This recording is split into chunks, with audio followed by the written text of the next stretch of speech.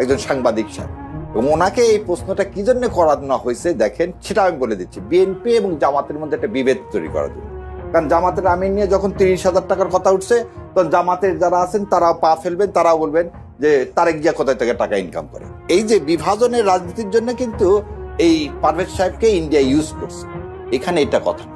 আপনি একটা জিনিস বলেন, একজন ডাক্তার, উনি একটা পার্টি করেন এবং জামাতের ভাই ভালো জানে, ক্যাডার ভিত্তিক দল, খালি জামাত ইসলাম না, কমিউনিস্ট পার্টি, তারা কিভাবে চলবে, তাদের খাওয়া দাওয়া কিরকম হবে, এইটা পার্টি হচ্ছে তাদেরকে দেয়। দ্বিতীয় যে জিনিস, জামাত ইসলামের পার্টিতে তারা বেতন ভুগে, এই জন্য এটা কিন্তু ফুল টাইম, ওটা কিন্তু পার্ট টাইম না। আমি যার ব্যারিস্টার, আমার একটা প্রফেশন, আর আমির জামাতের প্রফেশনই হচ্ছে সে কি রোকন এবং ফুল টাইম একজন পলিটিশিয়ান, রাজনীতিবিদ। এবং তার জন্য 30,000 টাকা যদি বলে থাকে, আমার ব্যক্তিগত, আমি তার সাথে চলে যতটুকু দেখছি, তার 30,000 টাকা খরচ হওয়ার কোনো জায়গা নেই। আচ্ছা, দ্বিতীয় কথা হচ্ছে মেয়েরা, এই যে তাহের ভাইয়ের কথা, তাহের ভাইয়ের তো নিজের ইনকাম নাই, তার ওয়াইফের ইনকাম, তার ওয়াইফও ডাক্তার।